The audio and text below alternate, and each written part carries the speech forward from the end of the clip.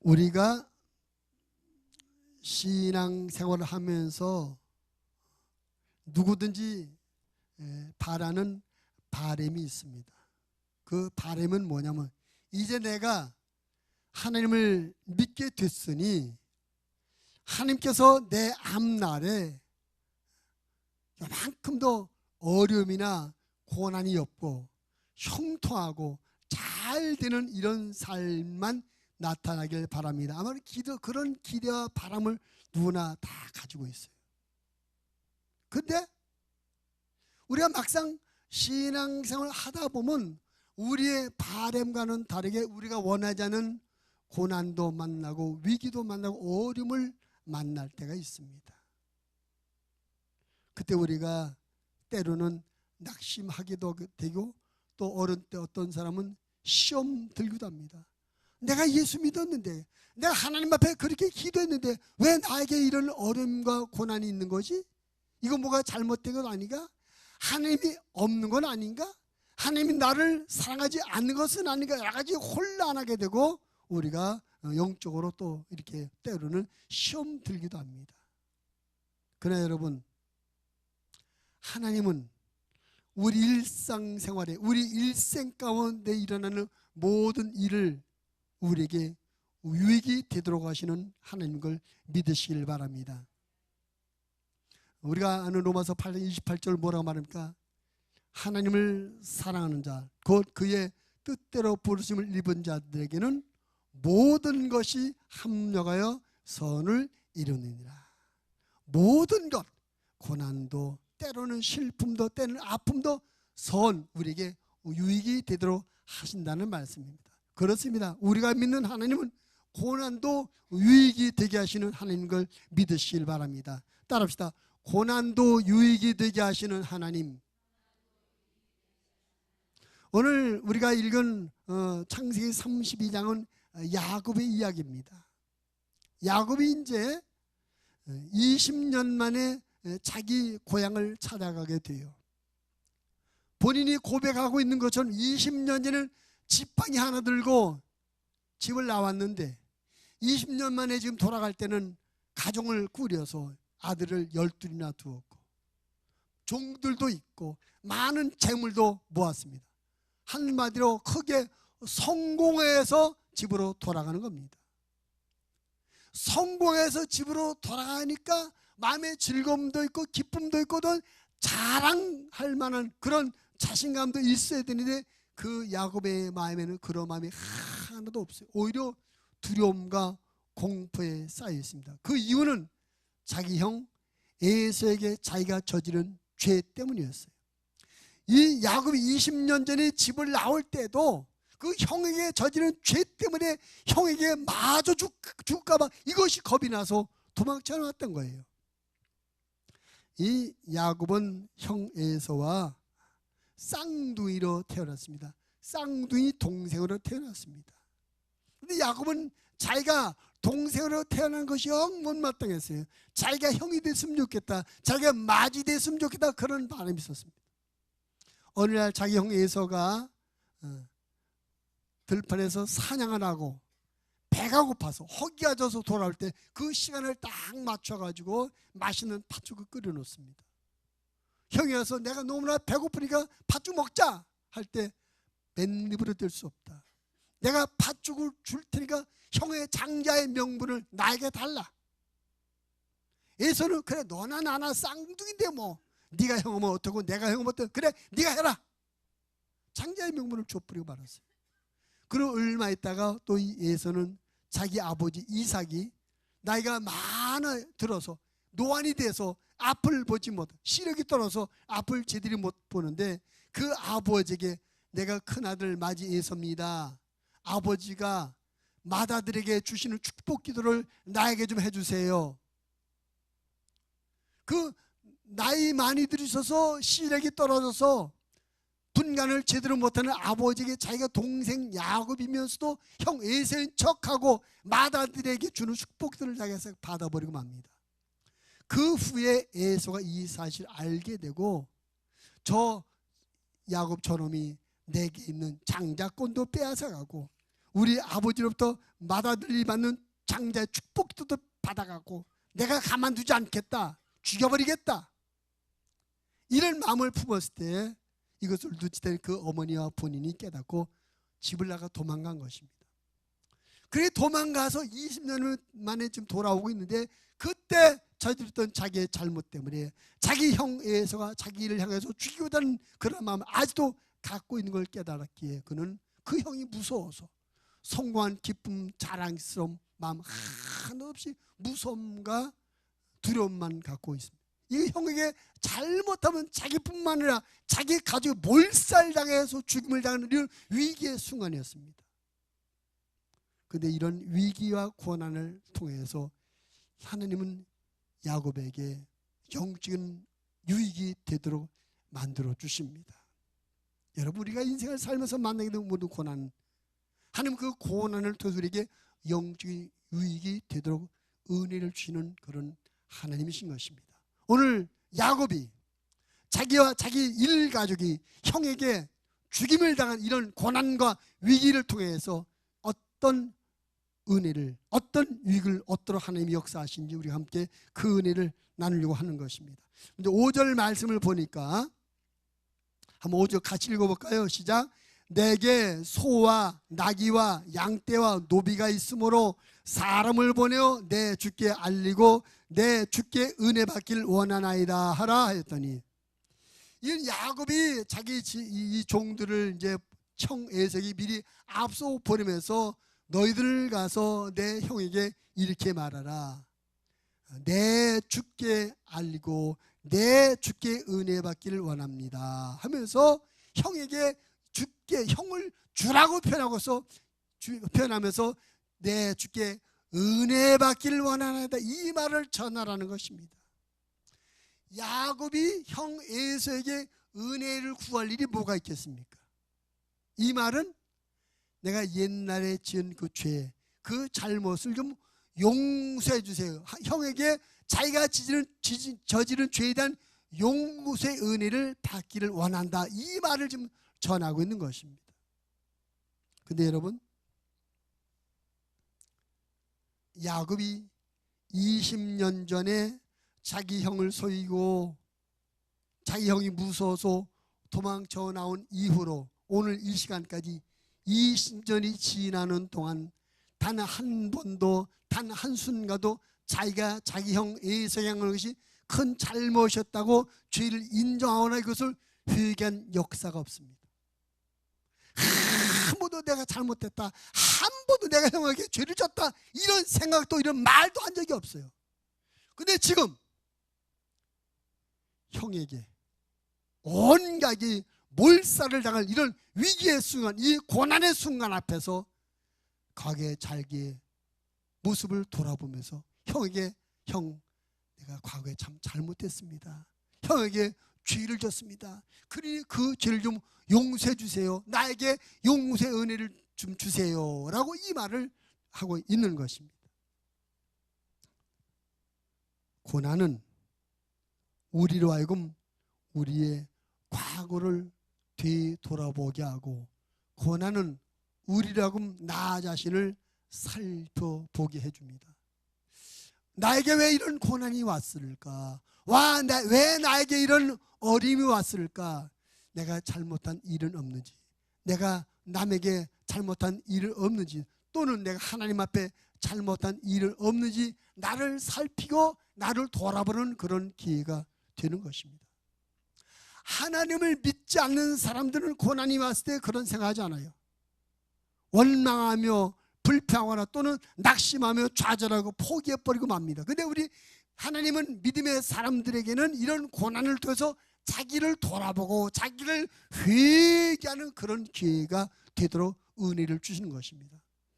하나님께서 우리의 고난을 통해서 우리에게 어떤 유익이 되게 첫째는 회개케 하시는 하나님, 우리를 돌아보고 우리의 잘못을 고백하며 회개하도록 하나님은 은혜를 베푸시는 것을 믿으시길 바랍니다.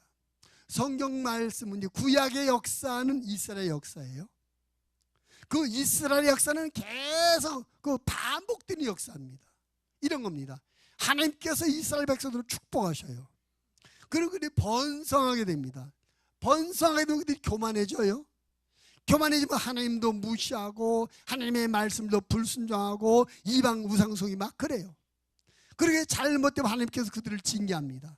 나라가 망하게 하거나 여러 나라에게 짓밟히게 되거나 또는 나라가 무너지고 포로로 끌려가게 만듭니다.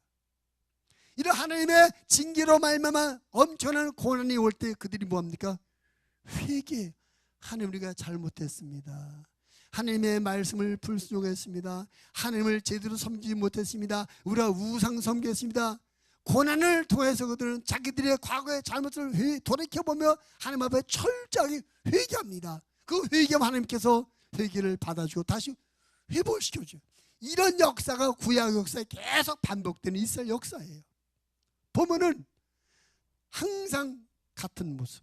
하나님의 징계로 말미암아 고난을 당하게 되면 그들은 틀림없이 회개하더라는 것입니다. 회개하더라. 이스라엘 백성들이 애굽에 있을 때도 회개하고 바벨론 포로 끌려갔을 때 회개하고 아무튼 고난의 역사 앞에 그들은 무릎 꿇고 하나님 앞에 잘못했습니다라고 자기들의 잘못을 고백하며 회개를 했어요. 잘 살 때 그걸 몰랐어요. 고난 당하기 전에 몰랐어요. 고난을 부딪히다 보니까 고난의 아픔을 경험하다 보니까 이런 것을 자기들을 돌아보고 잘못을 찾고 회개하게 되더라는 것입니다. 우리가 그 요나서 보면 요나라는 사람이 이 얘기를 봅니다. 요나가 하나님의 사명을 받습니다. 요나야, 너는 니느웨로 가서 내 말을 전해라. 너희들이 니느웨가 죄가 많이 있으니까 회개하지 않으면 하나님께서 니느웨 성을 멸망시킬 것이다. 이 말을 전하라 그랬어요.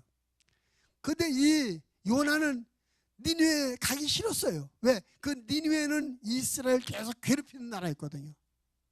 저 원수 같은 나라가 하나님의 벌 받아서 멸망당해서 좋겠다. 그러니까 이 말을 전하지 않고 다른 데로 도망갑니다. 니느웨로 가라고 했는데 다시 반대 방향인 다시스로 도망을 가는데 하나님께서 내버려 두지 않죠. 그 요나가 탄 배가 큰 풍랑을 만나게 되었고 그 배 선장가 도대체 이렇게 풍랑이 일어난 것은 보통이 아니라 뭔가 이 배에 신의 저주를 받은 사람, 신 앞에 큰 죄를 진 사람이 타고 있다. 누가 그 죄인이냐? 제비 뽑기를 딱 했는데 요나가 걸렸어요. 그 선장과 선유가 말했습니다. 당신 누구요? 뭐 하는 사람이요? 그때 고백, 나는 하나님의 종인데 하나님의 선지자인데 하나님께서 나에게 니느웨로 가라고 하는데 내가 하나님의 말씀을 어기고 지금 다시스로 가서 이비를 텄습니다. 내 죄 때문에 이 풍랑이 일어난 겁니다. 나를 바다에 던지면 풍랑이 잠잠해질 겁니다. 풍랑을 통해서 자기 죄를 하나님과 사람 앞에 고백해요. 실제로 사람들이 요나를 바다에 던져드린 그 순간에 바다가 찬찬했습니다. 바다에 던져진 요나는 어떻게 됐습니까? 큰 물고기 와서 통째로 삼켜버렸어요. 요나가 물고기 뱃속에서 3일 있었습니다. 물고기 뱃속이 어떤 상황일까요? 물고기 뱃속에 살아있는 것 자체가 기적이지만 거기서 뭐 행복하겠습니까? 거기서 즐겁겠습니까? 뭐 캄캄하고 아무것도 보이지도 않죠. 온갖 그 큰 고기가 먹은 생선들이 안에서 썩는 냄새가 날 것이며 뭐 아마 고등어 가시가 찔리기도 하고 미역덩어리가 머리를 씹기도 하고 그랬을 거예요. 그 지옥 같은 고래 그 큰 고기 뱃속에서 요나는 또다시 하나님 앞에 기도하며 하나님 내가 잘못했으면 회개 기도해요. 고난은 우리로 하여금 회개하도록 만들어줍니다. 하나님은 우리가 인생을 살면서 만나게 되는 고난 때 우리로 하여금 나 자신의 삶을 돌아보고 회개하도록 만들어주십니다. 근데 여러분, 회개라는 것이 영적으로 어떤 작용을 하는 것입니까? 하나님 앞에 내가 잘못됐습니다. 내 잘못을 인정하고 용서해 주자고 회개하는 것은 하나님과 나와의 비정상적인 관계, 삐뚤어진 관계를 정상화시켜주는 그런 은혜가 있습니다. 이런 영적인 유익이 있는 것입니다. 우리가 아무리 노력하고 애써도 하나님과 관계가 잘못된 상태에서 아무것도 얻어지는 남은 결과가 없는 것입니다. 뭐 대단한 존재일지라도 엄청나게 할지라도 하나님과의 관계가 삐뚤어진 상태에서 되는 것은 결코 나에게 은혜가 될 수 없고 복이 될 수 없어요. 그래서 우리가 하나님과의 관계가 제대로 돼야 되는데 하나님과의 관계가 삐뚤어진 이유가 뭡니까? 죄 때문에 삐뚤어져요. 죄 때문에. 그럼 죄 때문에 삐뚤어진 관계는 무슨 방법으로 회복되느냐? 회개의 방법을 통해서만 다시 회복되어지게 되는 것입니다. 그래서 회개라는 것은 하나님과의 잘못되고 삐뚤어진 관계를 정상화시켜주는 영적인 유익이 있는 것을 믿으시길 바랍니다. 근데 우리가 회개를 잘 안 해요. 죄를 짓고도 회개를 안 해요. 회개를 안 하니까 하나님은 우리의 삶에 고난이라는 것을 통해서 고난 앞에 우리가 회개하게 만들고 고난을 통해서 억지로라도 우리를 회개하게 하셔서 하나님과 관계를 바로 설정해 놓고 하나님 주신 축복을 받도록 만들어 주시는 것입니다. 하나님은 우리의 삶이 형통하고 복되기를 원하십니다. 하나님 우리에게 하나님께서 주시는 신령한 복과 은혜를 계속 우리에게 공급해 주시길 원하십니다. 근데 자꾸 우리가 그 하나님을 떠나서 엉뚱한 데로 가고 하나님과 관계를 끊어버리고 절단해버리고 엉뚱한 데로 가요. 하나님께서 우리를 억지로라도 관계를 회복하고 은혜를 주기 위해서 고난이라는 방법을 사용을 하시게 되는 것입니다. 하나님은 우리가 만나는 고난을 통해서 우리로 하여금 회개하게 하셔서 하나님과의 관계를 정상화하게 만들어 주시고 그를 통해서 하나님의 은혜와 축복을 받도록 만들어 주시는 것입니다. 이사야 보면 이런 우리가 마음에 품어야 될 귀담아야 될 이런 말씀이 있어요. 이사야 59장 1절과 2절의 말씀에 보니까 여호와의 손이 짧아 구원하지 못하심도 아니요 귀가 둔하여 듣지 못하심도 아니라 오직 너희 죄악이 너희와 너희 하나님 사이를 갈라놓았고 너희 죄가 그의 얼굴을 가려서 너희에게서 듣지 않으시게 함이니라. 그러니까 죄 때문에 하나님과 관계가 잘못돼서 하나님께서 우리를 보지도 않으시고 하나님께서 우리의 기도를 듣지도 않으신다는 겁니다.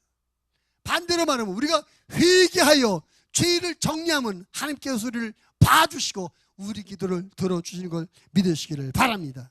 여러분 우리가 하나님의 자녀가 되고 구원받아 천국 가는 것도 우리가 멋지게 거룩하게 죄 없이 잘 살았기 때문에 하나님의 자녀가 되고 천국 가는 게 아니에요.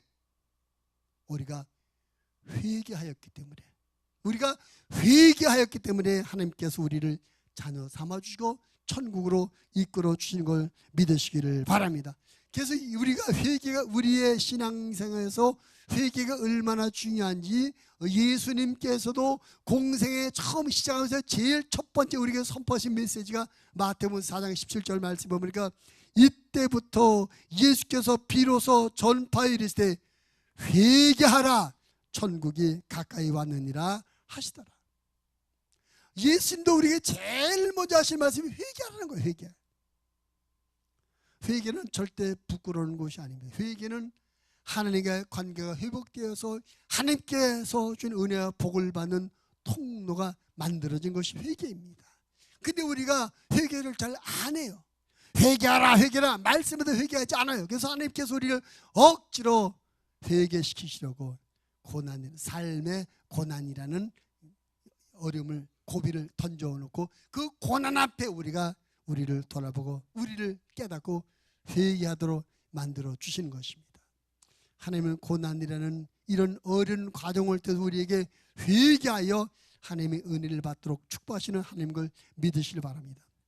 야곱이 지난 20년 동안 한 번도 자기 형에게 잘못했다고 말하지 않았습니다. 회개하지 않았습니다. 근데 지금 자기가 몰살당하는 위기 앞에 형 잘못했습니다. 용서해 주세요. 은혜해 주세요 하고 회개하는 것입니다. 우리가 하나님 앞에 회개하기를 즐거워하는 신앙이 되어지길 바랍니다. 어려움을 만나셨습니까? 위기를 만나셨습니까? 고난을 만나셨습니까? 내 인생은 왜 이러냐 한탄하지 마십시오. 세상이나 다른 사람을 원망하지 마십시오. 고난과 위기 앞에 나 자신을 돌아보면서 우리가 하나님 앞에 내가 무엇이 잘못된지 무엇을 잘못했는지 깨닫고 회개하여 하나님의 은혜를 받는 저와 여러분 되어지기를 주님의 이름으로 부탁을 드립니다. 하나님은 고난 때의 우리로 하여금 회개할 수 있도록 은혜를 베풀어 주십니다. 그 다음에 두 번째로 하나님께서는 우리의 고난을 통해서 우리에게 어떤 유익이 되게 하시느냐. 자, 9절부터 11절의 말씀에 보니까 한번 9절부터 11절로 한번 같이 읽어봅니다. 시작. 야곱이 또 이르되 내 조부 아브라함의 하나님 내 아버지 이삭의 하나님 여호와여, 주께서 전에 내게 명하시기를 내 고향 내 족속에로 돌아가라, 내가 내게 은혜를 베풀리라 하셨나이다. 나는 주께서 주의 종에게 베푸신 모든 은총과 모든 진실하심을 조금도 감당할 수 없사나 내가 내 지팡이만 가지고 이 요단을 건넜더니 지금은 두 때나 이뤘나이다. 내가 주께 간과하오니 내 형의 손에서 에사우의 손에서 나를 건져내시옵소서. 내가 그를 두려워하면 그가 와서 나와 내 처자들을 칠까 겁이 나기 때문이니이다. 자, 9절부터 11절 이 말씀의 내용은 뭐냐면 야곱이 하나님 앞에 기도하는 거예요. 하나님 앞에 기도하는 겁니다. 야곱은 왜 기도하게 됩니까? 자기가 먼저 종들을 보내가지고 우리 형 만나면은 내 주에게 은혜 받기 원한다고, 용서받기 원하고 말을 전해라. 근데 그 사람이 가더니 뒤돌아왔어요. 뒤돌아와서 하는 말이 6절에 보니까 주인님의 형이 400명을 이끌고 이곳으로 오고 있습니다. 형이 혼자 오는 게 아니라 400명 이끌고 온 건데요. 여러분, 에서가 단순히 20년 만에 동생이 돌아온다고 해서 동생을 만나러 간다면 400명 군인을 이끌고 올 이가 없잖아요. 한자 어디 한두 세 명 오면 되지 왜 400명 이끌고 왔겠어요? 20년 전에 당한 것 갚으러 온 겁니다. 그래서 야곱이 그 11절 그가 와서 나와 내 처자를 칠까 겁납니다. 겁을 덜컥 먹고 큰일 났다. 아직도 형이 노임이 안 풀렸구나. 큰일 났다. 나와 내 자식이 다 죽겠구나. 그러니까 하나님 앞에 이 위기 앞에 하나님 살려주세요. 내가 겁납니다. 하나님 앞에 간절히 기도하고 있는 것입니다. 따라합시다. 고난은 하나님의 기도 명령서이다. 하나님 우리에게 고난을 통해서 하나님께 기도하기를 원하신 것입니다. 야고보서 5장 13절 말씀에 보면 너희 중에 고난 당하는 자가 있느냐, 그는 기도할 것이요. 그러니까 고난 당하는 자는 뭐 하라고요? 기도하라요. 그러니까 고난은 뭡니까? 하나님께서 너 기도해야 하는 기도의 명령인 줄을 믿습니다. 오늘 야곱이 하나님 앞에 간절히 기도해요. 하나님, 내 형이 군대를 400명 이끌고 온답니다. 저 형에서 나와 내 처들을 다 죽이면 큰일 납니다. 하나님 살려주세요 하고 하나님 앞에 간절히 기도하고 있어요. 고난이 없었다면 그가 기도했겠습니까? 하나님은 이 고난을 통해서 야곱으로 하여금 하나님 앞에 부르짖어 기도하도록 은혜를 주신 것입니다. 그렇습니다. 하나님 우리에게 기도하게 하시려고 고난의 때를 허락하시게 되는 것입니다. 성경 말씀에 보면 공통적인 모습이 고난을 만나고 위기를 만난 사람들이 하나님 앞에 간절히 부르짖어 기도하더라는 것이죠. 그리고 기도하면 반드시 그 기도에 응답을 하나님께서 주십니다. 성경 말씀이 우리에게 기도하라는 요구가 얼마나 많아요. 너는 쉬지 말고 기도하라. 쉬지 말고 기도하라고 해도 우리가 기도 안 해요. 우리가 너무나 기도하지 않으니까 하나님께서 우리에게 기도를 하게 하시려고 고난의 때를 만나게 하시는 것입니다. 여러분, 예수님은 하나님이십니다. 예수님은 하나님이심에도 불구하고 늘 기도하셨어요. 습관적으로 기도하셨어요. 감람산에 항상 가서 기도하셨어요. 그리고 예수님은 마지막 순간에 이제 온 인류의 죄값을 대속하기 위해서 십자가의 죽음을 앞에 놓으시고 마지막 순간에 겟세마네 동산에서 간절히 기도하셨습니다. 이런 기도의 모범을 보이셨어요. 그런 기도의 모범을 보고 들었으면서 우리가 기도를 안 해요. 근데 기도 안 하던 사람이 언제 기도합니까? 큰일 생기면, 고난과 위기를 만나면 어쩔 수 없이 그때 하나님하고 무릎 꿇고 기도해요. 이왕이면 그런 고난이 오기 전에, 위기가 오기 전에 기도하면 얼마나 좋을까요? 근데 우리가 안 하거든요. 하나님께서 우리에게 고난을 만나서 기도하도록 하게 하여서 기도를 시키십니다. 근데 여러분, 고난과 위기를 만났을 때 우리가 하나님을 믿는 우리들이니까 하나님께서 기도할 수 있는 마음을 갖게 하시고 기도할 수 있는 믿음을 주셔서 기도하게 하시는 것이, 하나님을 믿지 않는 사람들은 고난 앞에도 기도하지 않아요. 인간적이면 세상적인 방법으로 고난을 모멸하거나 피해 갈 그런 방법을 자꾸 궁리하지 기도하지 않아요. 그러나 믿는 사람들은 고난 앞에 기도합니다. 내가 기도하는 것 같으나 하나님께서 성령으로 말미암아 우리에게 기도할 마음을 갖게 하셔서 기도하게 하시는 것입니다. 하나님은 고난 때 우리를 기도하게 만들어 주시는 것입니다. 하나님은 우리의 기도를 기다리고 계십니다. 하나님께서 우리 기도를 기다리신 이유는 하나님의 응답, 하나님의 은혜, 하나님의 축복을 많이 주고 싶으셔서 기도를 기다리고 계십니다. 제가 그런 말씀 많이, 우리에게 하나님께서 왜 쉬지 말고 기도하라고 말씀하셨다고요? 하나님께서 우리에게 쉬지 않고 주고 싶으셔서, 쉬지 않고 주고 싶으셔서 우리에게 쉬지 말고 기도하라고 말씀하신 겁니다. 근데도 우리가 안 해요. 근데 하나님께서 우리에게 기도하게 하려고 고난을 주십니다. 우리가 믿음의 사람이라면 고난 앞에 우리는 기도하게 될 줄로 믿습니다. 남유다의 21명의 왕들이 있었습니다. 다윗 왕조에. 그 왕들 중에 세 왕이 아주 선왕입니다. 세 왕. 이제 요시야 왕과 여호사밧 왕과 히스기야 왕, 세 왕이 아주 선왕입니다. 근데 히스기야 왕은 이제 남유대의 13번째 왕인데 13번째 왕은 그 41년을 왕을 노릇했어요. 근데 그 히스기야 왕 때 그 당시 국제 정세는 아수르가 강국이 되어 가지고 아수르가 북이스라엘을 공격해서 북이스라엘을 넘어뜨려 버리고 그 여세를 몰아서 남유다도 계속 공격하는 그런 상황이었습니다. 히스기야 왕은 그 아수르 왕과 전쟁을 치르고 있는 상황인데 갑자기 심각한 중한병에 걸리게 됐어요. 왕이 전쟁을 진두해서 전쟁을 치러서 나라를 지켜야 되는데 이 전쟁을 진두지휘해야 될 왕이 심각한 병에 걸렸어요.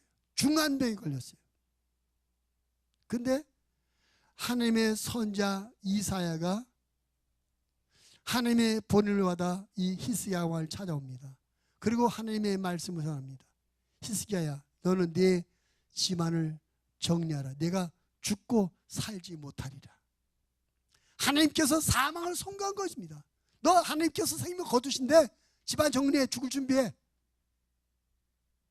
그런 하나님의 선지자 이사야로부터 그런 사망의 선고, 하나님의 말씀을 전달받은 히스기야는 그 말을 듣자마자 벽을 향해 앉아서 하나님 앞에 통곡하며 기도했습니다.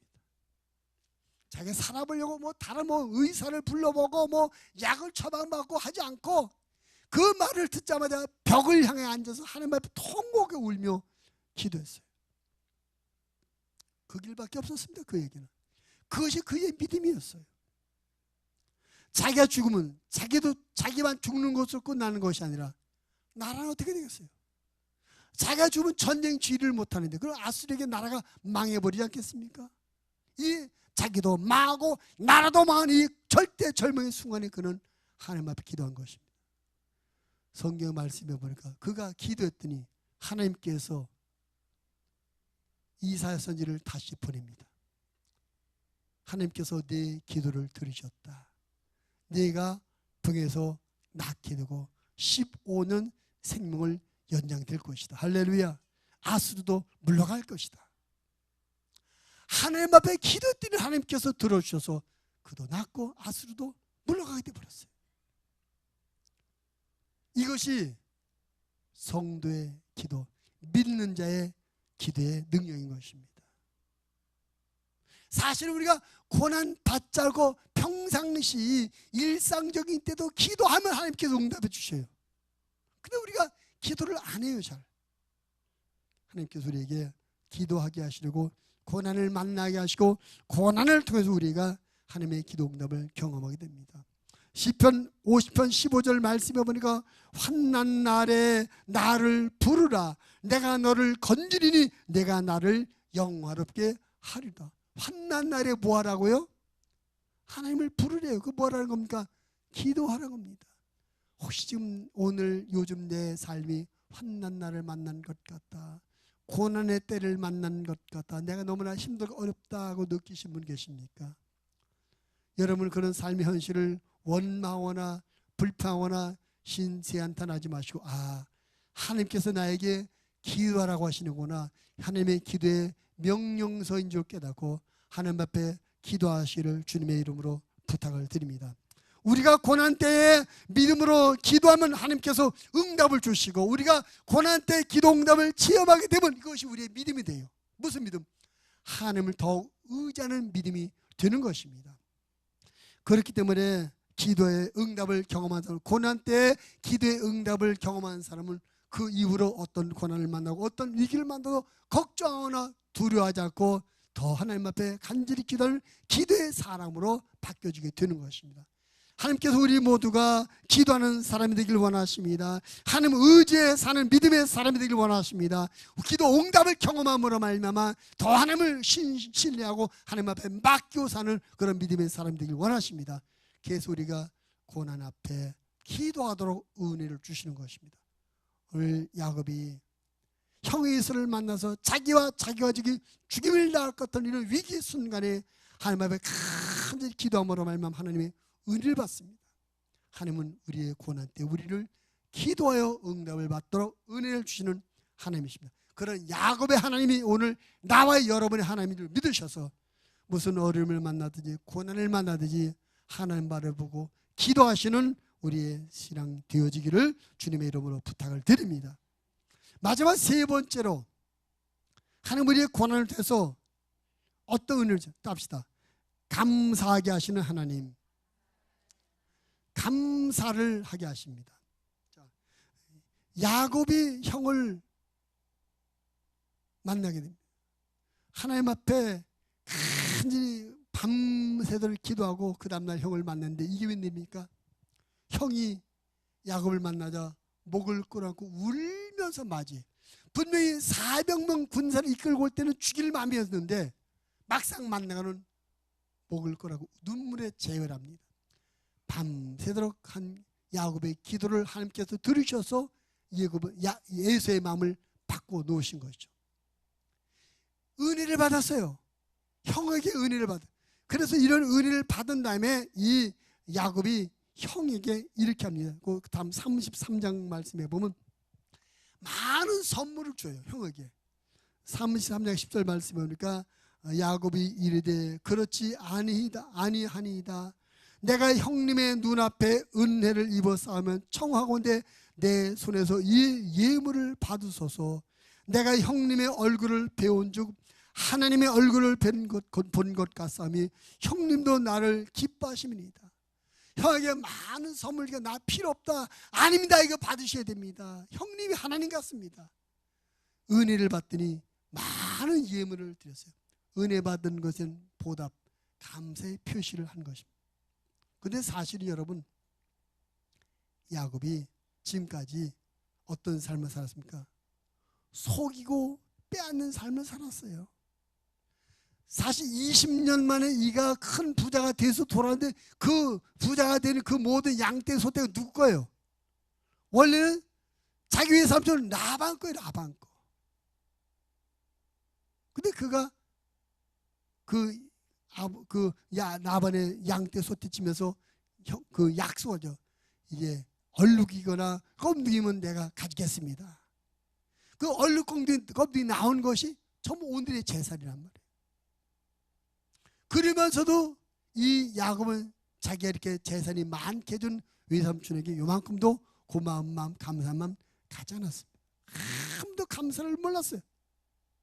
고마움을 몰랐어요. 그런데 형을 만나서 자기 자신과 자기가 지금 몰살을 당할 그 위기의 순간, 고난의 때를 넘기로 하니까 이게 너무나 살아있는 게 감사해요. 그렇습니다. 고난과 위기를 경험해 본 사람이 감사를 합니다. 위기와 고난을 경험해 보지 못한 사람은 감사를 몰라요. 예를 들자면 건강에 큰 위기를 경험하면 우리가 건강한 것이 얼마나 감사한 것이 깨닫게 돼요. 근데 그런 큰 건강 위기를 만나지 않을 때는 나만 그런 거 다 그런데 다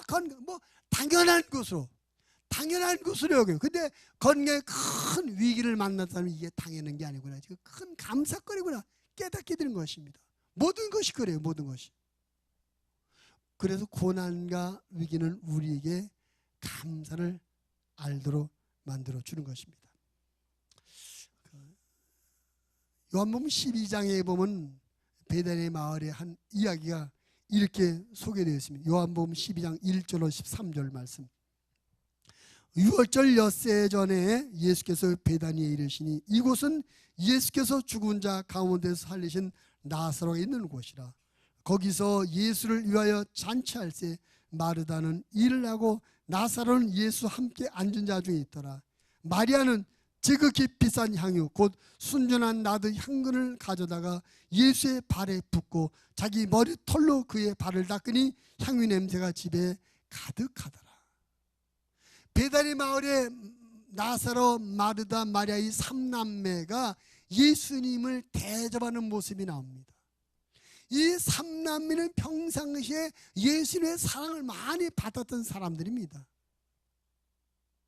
예수님께서 이 사람들에게 특별한 관심을 갖고 사랑을 많이 주셨어요. 그런데 지금은 특별하게 그 예수님에 대해서 특별한 대접을 해요. 마리아는 나드향을 갖다 예수님께 드렸습니다. 이것은 그 당시 처녀들이 결혼할 때 가져가는 혼수용품. 오늘날 시가로 말하면 일용 근로자 1년치 수입으로 살 수 있는 비싼 겁니다. 이것을 드렸어요. 평상시도 이들은 예수님의 은혜를 받고 예수의 사랑을 받았었는데 평상시는 이걸 안 드리는데 지금 이것을 드리고 있습니다. 왜 이런 특별한 감사를 하고 있느냐? 그 앞장 11장에서 한 사건이 있습니다. 그 사건이 무슨 사건이냐?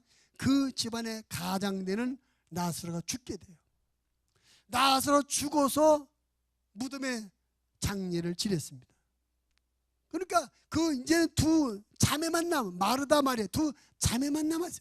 어릴 적에 부모 없이 오빠를 아버지처럼 의지하고 살아왔는데 그 오빠가 죽었어요. 이제 앞날이 캄캄한 겁니다. 어떻게 살아야 되나? 오빠 없이 막막한 거예요. 그들의 두 자매의 인생의 큰 위기를 만나는 거죠. 근데 예수님이 오셔서 무덤에 장사지는 오빠의 시체를 살려냅니다. 다시 오빠가 살아났어요. 죽었던 오빠가 죽은 지 며칠 만에 다시 살아났어요. 그래서 자기 오빠를 다시 살려주는 그 예수님에게 오늘 잔치를 하면서 나드향을 가져 부었습니다. 이 평상시도 예수님의 사랑을 받았지만 오빠가 죽고 장사지는 위기와 고난을 경험한 뒤에 그 오빠를 살려준 예수님의 은혜가 너무나 감사해서 특별한 대접을 예수님께 하고 있는 것입니다. 우리가 사람과의 관계도 마찬가지고 하나님과의도 관계도 마찬가지입니다. 평상시 일상적으로 일어난 것을 당연하게 여기고 감사한 것을 몰라요. 그러나 특별한 고난과 위기를 경험한 그때서야 감사가 깨달아지게 되는 것이죠. 고난은 우리에게 감사를 가르쳐주는 감사 선생인 것입니다. 오늘 야곱이 감사할 줄 모르던 사람인데 형 에서를 만나는 위기의 순간에 은혜 받았어요. 용서를 받았어요. 감사한 마음이 깨달았어요. 그래서 많은 선물을 드렸습니다. 고난을 통해서 감사를 배우게 되었던 것입니다. 여러분, 남들이 다 하는 것이라고, 이건 당연한 것이라고, 이건 자연적인 것이라고 생각하지 마시오. 모든 것이 감사한 일입니다. 은혜입니다. 축복입니다. 감사거리입니다. 우리가 위기를 만나고 어려움을 만나고 이게 감사한 거였구나, 이게 감사한 거라 깨닫게 돼요. 고난을 통해서 감사를 배우게 되는 것입니다. 여러분, 우리가 감사를 모르고 산다는 것은 참 불행한 것입니다. 마음에 감사가 없이 사는 인생은 참 지루하고 답답한 인생이에요. 그러나 우리가 적은 것에도 감사하는 마음을 갖고 산다면 그것은 그 사람 참 행복한 사람입니다. 제가 자주 말씀드려요. 어떤 사람이 행복한 사람이야? 돈 많이 가진 사람, 일이 성공하는 사람, 그런 사람이 행복한 사람이 아니다. 마음에 감사가 넘쳐나는 그런 사람이 행복한 사람이다. 작은 것 하나에도 감사할 줄 아는 사람, 그런 사람이 행복해. 근데 우리가 감사를 모르니까 하나님은 고난이라는 과정을 통해서 우리가 감사를 깨닫고 감사한 삶을 살게 만들어 주는 것입니다. 여러분, 바라기는 나와 여러분에게 감사의 센서가 작동돼서 남들은 당연하다고, 남들은 자연적인 것이라고 생각하는 것들도 우리는 감사로 받아들이고 감사를 느껴줘서 감사하며 사는 행복한 하나님의 사람들이 다 되시기를 주님의 이름으로 부탁을 드립니다. 성경 우리에게 뭐라고 말씀합니까? 범사에 감사하라. 이는 그리스도 예수 안에서 너희를 향하신 하나님의 뜻이니라. 특별한 일에만 감사하는 것이 아니라 범사에도 감사해요. 그 말은 우리에게 감사의 센서가 작동되어야 된다는 것입니다. 그런데 감사의 센서가 묻어지거나 죽었어요. 묻어지고 죽어지는 감사의 센서를 다시 살려내고 얘네에게 작동하게 하는 과정이 고난입니다. 고난 중에 계십니까? 어려움과 위기 가운데 있습니까? 믿으십시오. 하나님이 이 고난과 위기를 통해서 나에게 감사의 센서를 다시 작동시키려고 하시구나 깨닫고 감사로 승리하시기를 주님의 이름으로 부탁을 드립니다. 말씀을 정리해 봅니다. 하나님은 야곱으로 하여금 고난을 통해서 회개하게 해주시고 기도하게 하시고 감사를 깨닫게 만들어 주셨습니다. 하나님, 우리가 만나는 고난을 통해서 자신을 돌아보고 회개하게 하시고 하나님 앞에 간절히 기도하게 하시며 감사의 삶을 살게 하십니다. 고난도 위기 되도록 하시는 하나님이십니까? 여러분, 내가 지금 오늘 고난 중에 있다고 그 고난 때문에 걱정하며 원망하며 불평하는 중에 계시는 분이 있으십니까? 오늘 말씀을 받으십시오. 하나님의 축복으로 받으시길 바랍니다. 그리고 고난 앞에 나를 돌아보고 회개하고 하나님 앞에 더 간절한 믿음으로 기도하시고 감사를 깨닫는 그런 시간이 되시기를 바랍니다. 욥기 23장 10절에 이런 말씀이 있습니다. 그러나 내가 가는 길을 그가 아시나니 그가 나를 단련하신 후에는 내가 순금같이 되어 나오리라. 이 고난이 내 영혼과 내 삶을 순금처럼 훈련하는 기회인 걸 믿으시길 바랍니다. 하나님은 고난이라는 학교를 통해서 우리들이 더 다듬어지고 성숙한 믿음의 사람이 되게 하십니다. 우리들이 인생을 살면서 만나게 되는 고난도 결국은 우리에게 위기 되도록 하시는 하나님이십니다. 그래서 우리가 그 하나님을 사랑하고 그 하나님을 섬기는 것입니다. 여러분의 평생의 고난이 아무도 없어야 되겠지만 혹시라도 고난이 온다면 그때마다 고백하시오. 내가 믿는 하나님은 이 고난도 유익하게 하시는 하나님이십니다. 그리고 승리하시길 바랍니다. 기도합니다. 하나님 아버지,